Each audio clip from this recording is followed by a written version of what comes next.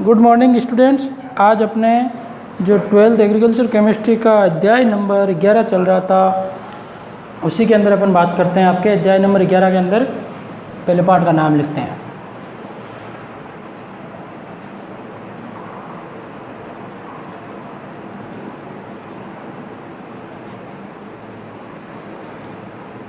जैविक खाद एवं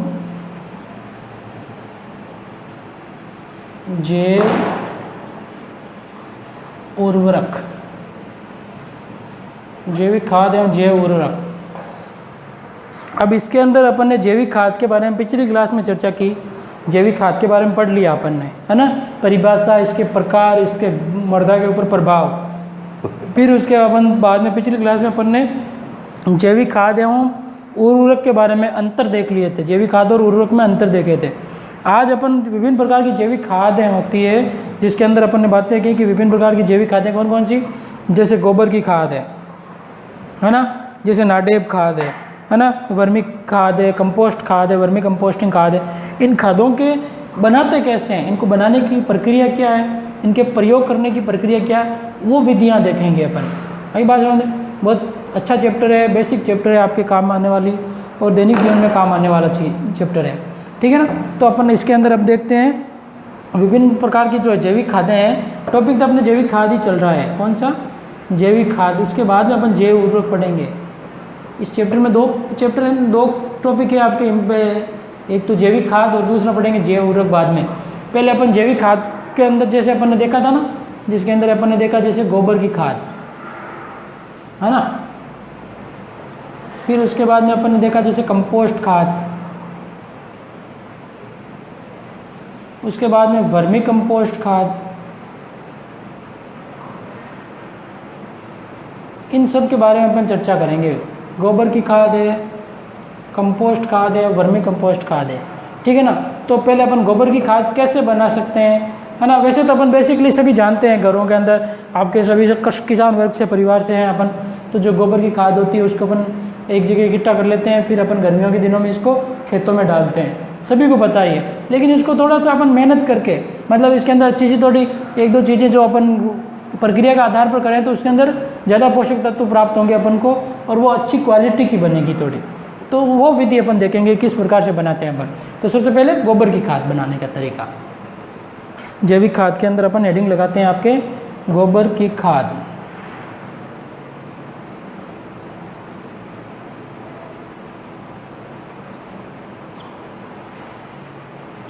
अब देखो, गोबर की खाद का प्रयोग तो अपन प्राचीन समय से ही कर रहे हैं। अपने पूर्वज भी करते थे, जो पशु रखते थे, पशुओं को पालते थे, उनको चारा डालते थे खेतों से। जब वो गोबर करते थे वो अपन गर्मियों के दिनों में खेती काटने के बाद उसमें बिखेर देते थे। फिर अपन जैसे ही खेती बोते थे वो आपके पोषक तत्व के रूप में, पहले तो उर्वरक था ही नहीं, ये गोबर की खाद ही काम में लेते थे।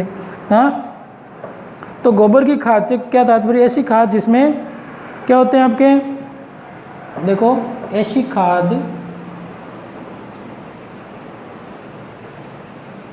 खाद जिसमें क्या हो, ऐसी खाद जिसमें घरेलू पशु जैसे गाय है, घरेलू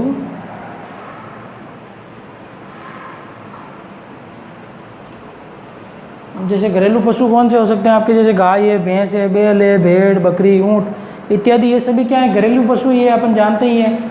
लिख देता हूँ मैं आपको, कोष्टक में लिख लो, गाय, भैंस, बकरी, है ना, बैल, ऊंट, है ना, ये सभी जैसे आदि, ठीक है ना। ये सभी आपके क्या हैं, घरेलू पशु हैं। तो इन पशुओं के ठोस तथा द्रव मल मूत्र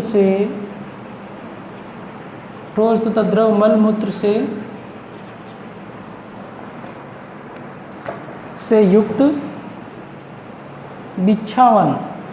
अब बिच्छावन का मतलब क्या हो जाएगा आपके, कि उनको अपन एक जगह पर इकट्ठा करें। बिच्छावन का मतलब क्या है, जैसे अपन उसके नीचे चारा डाल दें, जो अपने गाय भैंस का जो नहीं खाती है, पीछे जो शेष बच जाता है ना, उनको पशुओं को डालते हैं ना अपन, भूसा डालते हैं, चारा डालते हैं, जिसके अंदर अपन कह सकते हैं भूसा, चारा, है ना, बिछावन के रूप में काम में ले सकते हैं। पेड़ पौधों की पत्तियां हैं, क्या है, पेड़ पौधों की पत्तियां हैं, ये इन सभी को अपन क्या करें, पहले उनके नीचे बिछाकर, पेड़ पौधों की पत्तियां आदि इनको नीचे क्या करें, जिस जमीन पर अपन को क्या करनी है, गोबर की खाद बनानी है, वहाँ पर पहले इनको बिछा दो, पेड़ पौधों की पत्तियों को। बिछाने के बाद में आदि पत्तियों को बिछाकर बिछावन को गड्ढों में, मतलब एक गड्ढा खोद लिया अपन मिट्टी के अंदर ही, एक गड्ढों में सड़ाकर उसको पड़ी रखते हैं ना अपन, तो वो सड़ जाती है अच्छे से, गड्ढों में सड़ाकर तैयार किया जाता है।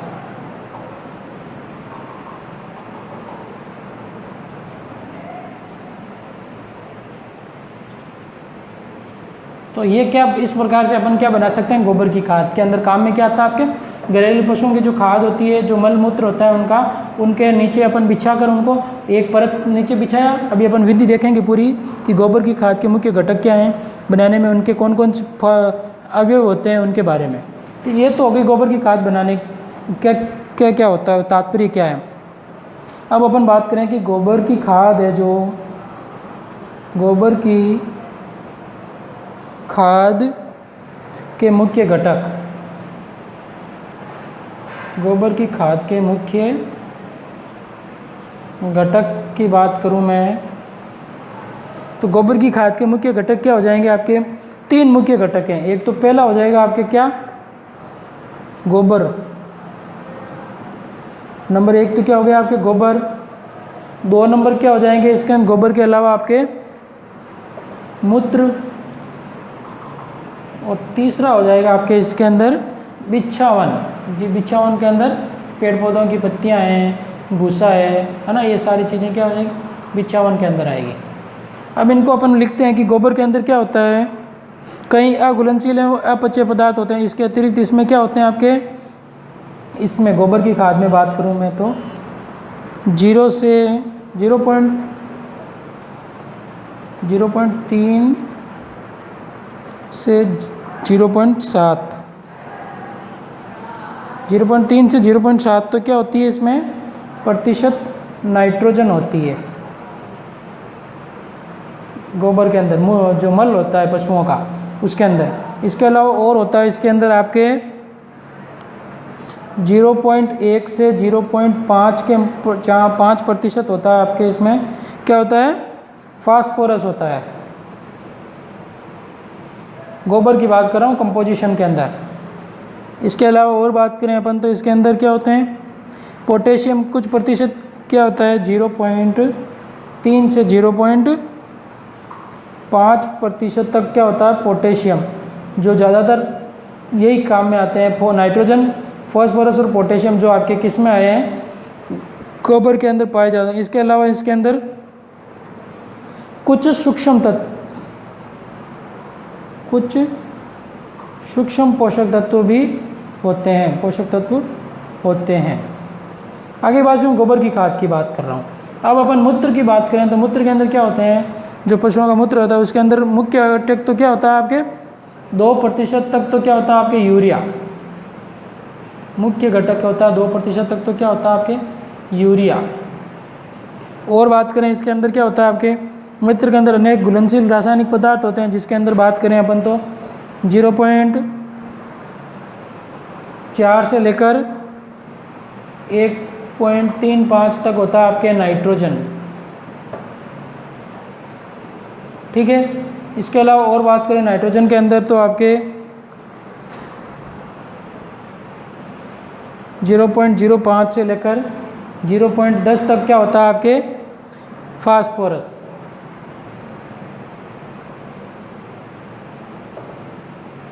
और होता है इसके अंदर फास्फोरस के अलावा भी क्या होता है इसके अंदर पोटेशियम होता है, जो 0.5 से लेकर क्या होता है मूत्र के अंदर 2% तक क्या होता है पोटेशियम। तो ये आपके सबसे इम्पोर्टेंट पोषक तत्व होते हैं, नाइट्रोजन, फास्फोरस और पोटेशियम। ज़्यादातर अपन जो मार्केट से पोषक तत्व लाते हैं उनके अंदर यही होता है। यही बात में मूत्र के अंदर ये होता है। अब अपन पशुओं के बिछावन के अंदर क्या होते हैं आपके, जो इसके नीचे बिछाते हैं, तो जो क्या होते हैं, इससे क्या होता है आपके खाद में क्या होता है, वायु संचार अच्छा होता है, जिससे वो उसको ये सारी चीज़ें आसानी से कम वो सड़ जाए। वायु संचार अच्छा होता है। किसकी बात कर रहा हूँ मैं, वायु संचार अच्छा होता है किसके द्वारा, बिछावन के द्वारा। इसके अलावा और क्या होता है, जीवाणु की क्रियाशीलता बढ़ती है। क्या होती है, जीवाणुओं की क्रियाशीलता, जीवाणु की क्या होती है, क्रियाशीलता बढ़ती है। जीवाणुओं की क्रियाशीलता बढ़ती है, जिससे क्रियाशीलता बढ़ने से क्या होगी, खाद को सड़ने में मदद मिलती है। जिससे खाद को सड़ने में मदद मिलती है। तो इस प्रकार से अपन ने बातें की गोबर के बारे में कि जो प्रमुख घटक क्या हैं गोबर की खाद के। पहला हो गया आपके गोबर, दूसरा हो गया इसके अंदर आपके मूत्र, और तीसरा हो गया आपके बिछावन, जिसके अंदर अपन ने बात की गोबर के अंदर नाइट्रोजन होता है, फास्फोरस होता है, पोटेशियम होता है। मूत्र के अंदर सबसे मुख्य घटक क्या है आपके, यूरिया, नाइट्रोजन, फास्फोरस और पोटेशियम भी होता है। और बिछावन अपन क्यों डालते हैं, जिससे क्या होता है, खाद में वायु संचार अच्छा होता है, जीवाणुओं की क्रियाशीलता बढ़ती है, जिससे खाद को सड़ने में क्या करती है, मदद मिलती है। तो इसके अंदर पोषक तत्वों की बात की करें तो अपन इसके अंदर कौन कौन से आ गए, पोषक तत्व कौन से होते हैं गोबर की खाद में। तो गोबर की खाद में क्या होते हैं आपके पोषक तत्वों की बात करूं मैं तो पोषक तत्वों के अंदर आपके आ जाएंगे नाइट्रोजन, इसके अलावा आपके फास्फोरस, जो अभी अपन ने बात की, नाइट्रोजन हो गया, फास्फोरस हो गया। और बात करें अपन तो इसके अंदर आपके आ जाएंगे पोटेशियम। पोटेशियम के अलावा और बात करूं तो मैं इसके अंदर आ जाएंगे आपके कैल्शियम। कैल्शियम के अलावा और बात करें अपन तो इसके अंदर आपके मैग्नीशियम। मैग्नीशियम की और बात करें अपन तो इसके अलावा इसके में गंधक, लोहा, है ना। और बात करें अपन तो इसके अंदर आपके तांबा, ये सभी क्या, जस्ता, जिंक, है ना। इसके अलावा और मैग्नीज, ये सभी पोषक तत्व आदि पोषक तत्व पाए जाते हैं किसमें, गोबर की खाद के अंदर। ये सभी पोषक तत्व पाए जाते हैं गोबर की खाद के अंदर। तो अपन ने बात कर ली कि इसके अंदर किस किस तत्वों को अपन मिलाते हैं गोबर में। आपके नाइट्रोजन पाई जाती है, इसमें फास्फोरस पाई जाती है, पोटेशियम, ये पोषक तत्व पाए जाते हैं। इनकी मात्रा भी अपन ने देखी। अब इसके गोबर की खाद को तैयार करने की विधियाँ क्या क्या है, आई बात समझ में। तो इनकी विधियाँ क्या क्या है, इनको प्रयोग करने का तरीका क्या है, ये तो अपन ने देखा कि इसमें पोषक तत्व कौन से होते हैं, कहते किसे हैं गोबर की खाद। आगे बात समझ में, इसके आगे की बातें अब और करते हैं अपन। जैसे गोबर की खाद तैयार करने की विधि मिटा दूँ, ये तीनों चीज़ें इसमें पाई जाती है, ये पोषक तत्व इसमें पाए जाते हैं। अब इसकी बनाने की गोबर की खाद को तैयार करने की विधि देखते हैं अपन।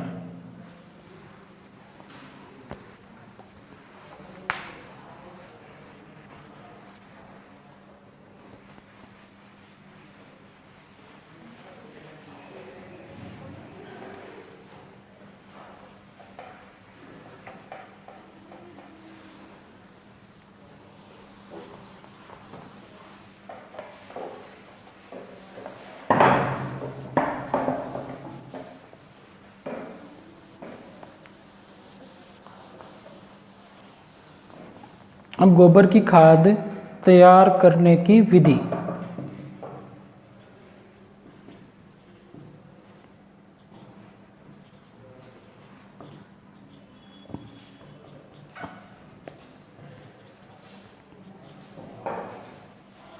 अब तैयार करने की अपन तीन विधियां देखेंगे इसके अंदर। देखो पहले कौन कौन सी विधियां पढ़ेंगे, फिर अपन एक एक के बारे में चर्चा करते हैं। पहली विधि पढ़ेंगे अपन इसके अंदर वर्तमान, जो अपने प्रचलित विधि है, नाम यही है इसका, वर्तमान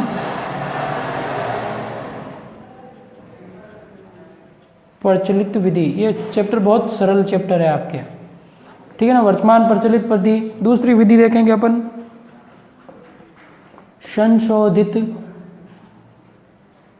संशोधित गड्ढा विधि।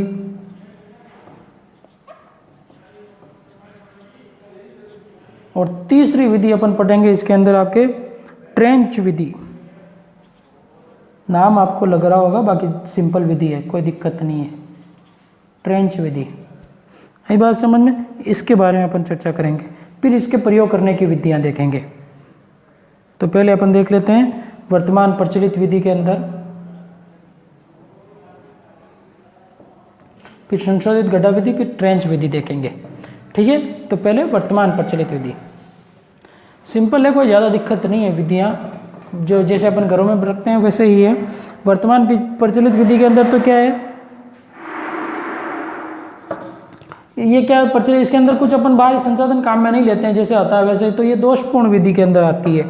इसके अंदर क्या होते हैं, पोषक तत्वों की मात्रा थोड़ी कम होती है। इस विधि के अंदर क्या होते हैं, आपके जो खाद बनती है उसके अंदर क्या होते हैं, आपके पोषक तत्व की मात्रा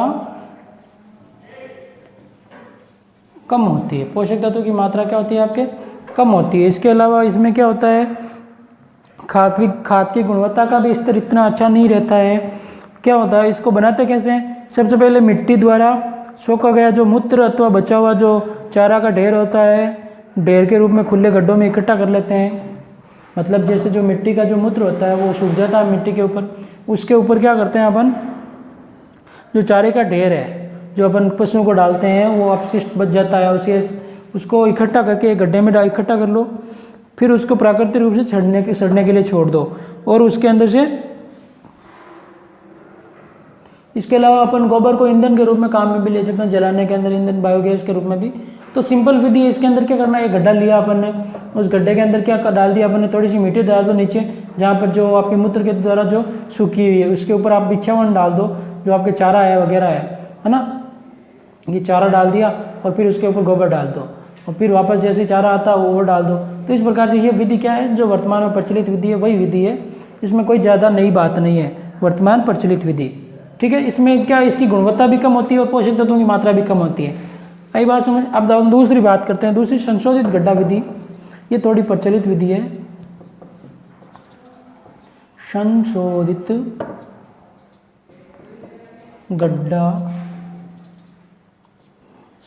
गड्ढा विधि। इसके अंदर अपन बात करें तो ये थोड़ी अच्छी विधि है। तो इस विधि में खाद बनाने के लिए सबसे के लिए देखो, एक पशु की बात कर रहा हूँ मैं, अगर अपने पास में एक पशु है उसके लिए अपन खाद कैसे बनाए, तो उसके लिए आपके क्या होता है, पहले तो आप 1 मीटर गहरा, मतलब 1 मीटर गहरा गड्ढा खोद लिया अपन ने। इसकी क्या लंबाई कितनी, गहराई 1 मीटर मान लो आप, 1 मीटर गहरा, और अपन ने 2 मीटर चौड़ा, एक बात समझे, ये 1 मीटर तो गहरा खोद लिया अपन ने, 2 मीटर चौड़ा गड्ढा, और 2 मीटर चौड़ा और 3 मीटर क्या होगा आपके लंबा। ये इस प्रकार, ये आपके ये तो 2 डायमेंशनल है, मतलब ये 1 मीटर गहरा हो गया, गहराई 2 मीटर चौड़ा हो गया, और लंबाई ये इस प्रकार से 3 मीटर। आई बात समझ में, मतलब 1, 2 और ये आपके जैसे ये 3 मीटर चौड़ लंबाई हो गई। इस प्रकार से आपको गड्ढा बना लेना है। आई बात समझ में, 1, 2 और 3 मीटर चौड़ा लंबा आप गड्ढा बना लें, जो आपके लिए क्या होगा, एक पशु के लिए आपके पर्याप्त रहेगा, ठीक है।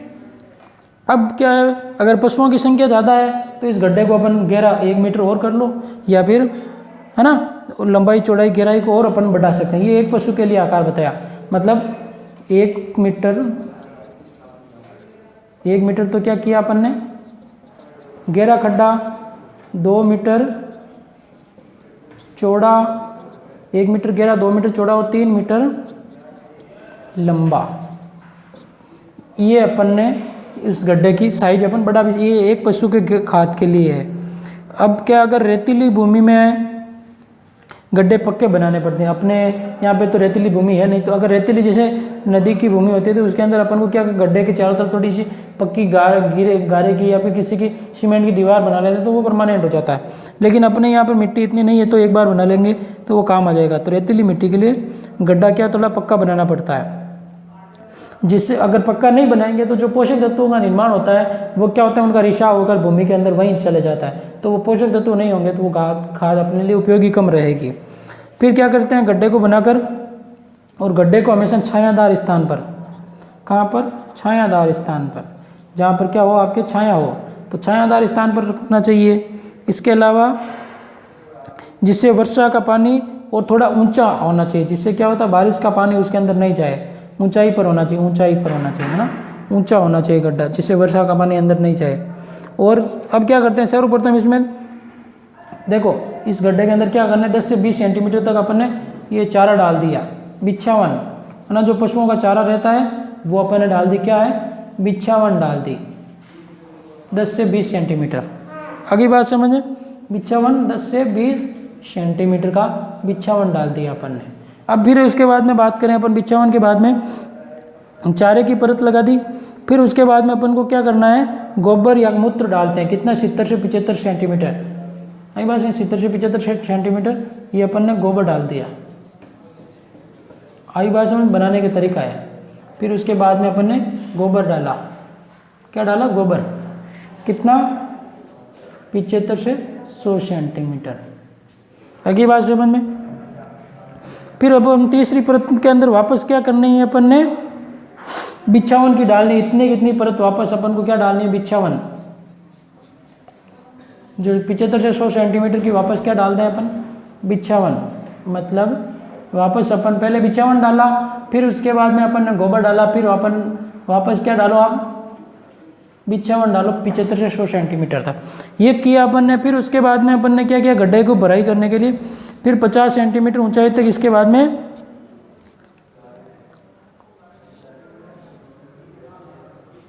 क्या करना है, 50 सेंटीमीटर तक ढेर को समतल करके अपन क्या करें, इसमें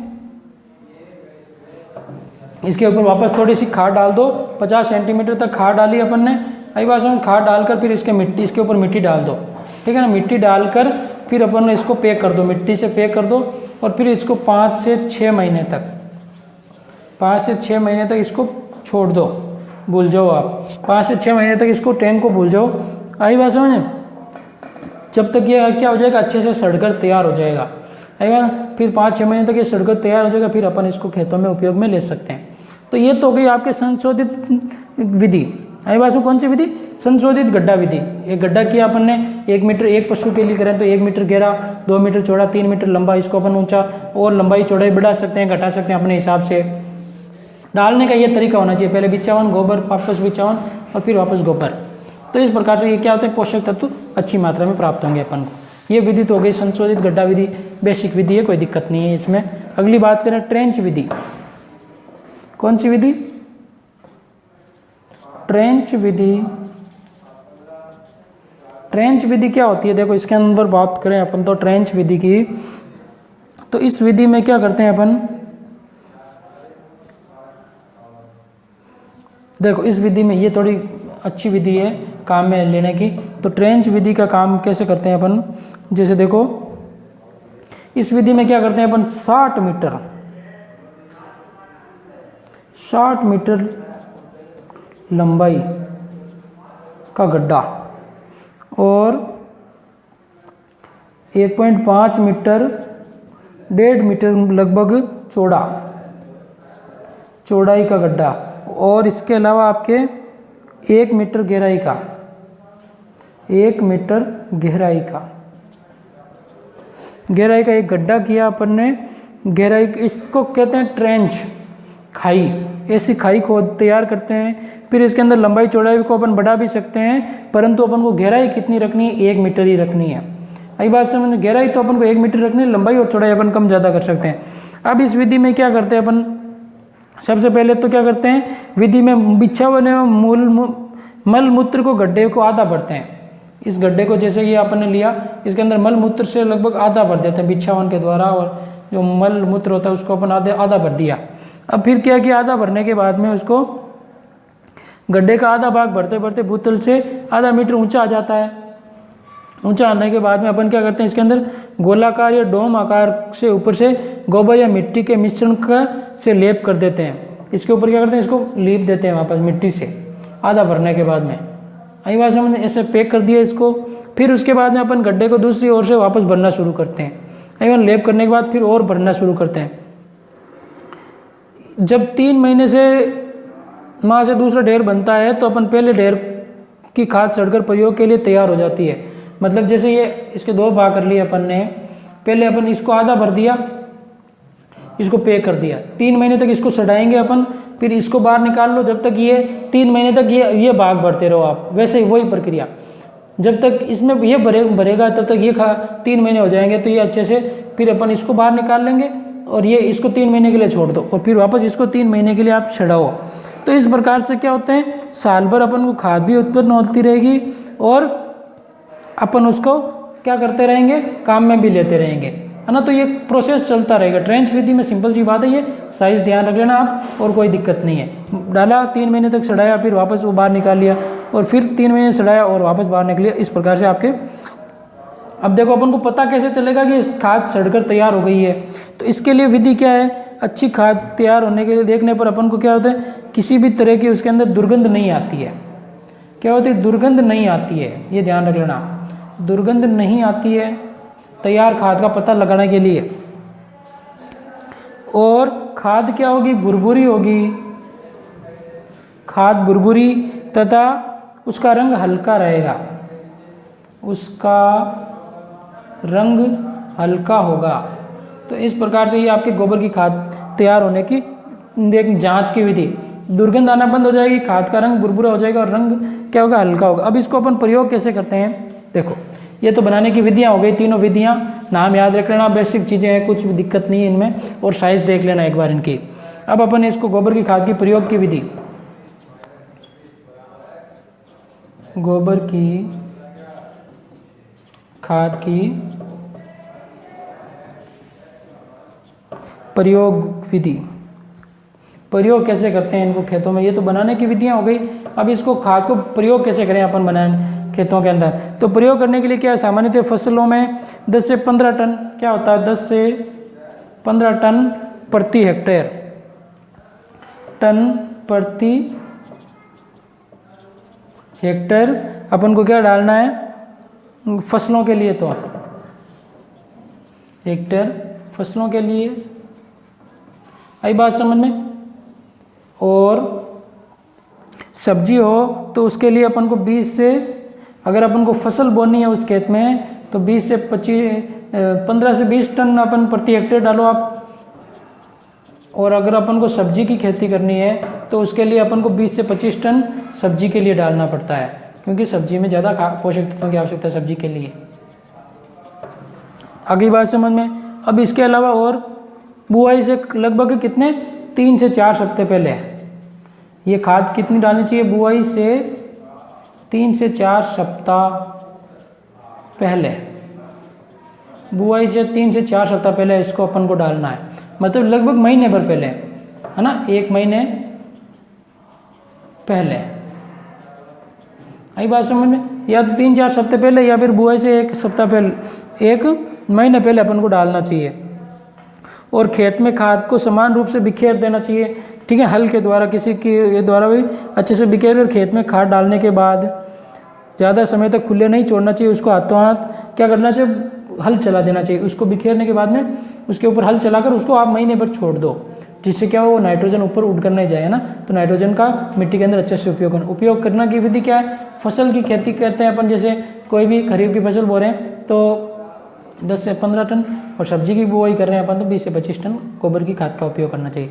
तो अपन ने गोबर की खाद में घटक कौन से होते हैं, इसके अलावा प्रयोग बनाने की विधियां देखी, प्रयोग वर्तमान प्रचलित विधि, संशोधित गड्ढा विधि और ट्रेंच विधि। और फिर गोबर की खाद का मतलब पता कैसे चलता है, तो वो भुरभुरी हो जानी चाहिए, गंध नहीं आनी चाहिए, और क्या होता है उसके अंदर हल्का भूरा रंग हो जाता है। और गोबर की खाद का प्रयोग 10 से 15 टन फसलों के लिए, 20 से 25 टन सब्जी के लिए, और बुआई के 3 से 4 सप्ताह लगभग महीने भर पहले इसका उपयोग कर लेना चाहिए। तो ये आपके गोबर की खाद कंप्लीट हो गई। इसके अलावा अब आपके बचती है कंपोस्ट खाद, वो अपन अगली क्लास में देखेंगे कि कंपोस्ट खाद किस प्रकार से बनाई जाती है, ठीक है। ओके, गुड लक, धन्यवाद। आज की क्लास के लिए इतना ही, आगे की बातें अपन अगली क्लास में करेंगे, ठीक है। तो धन्यवाद।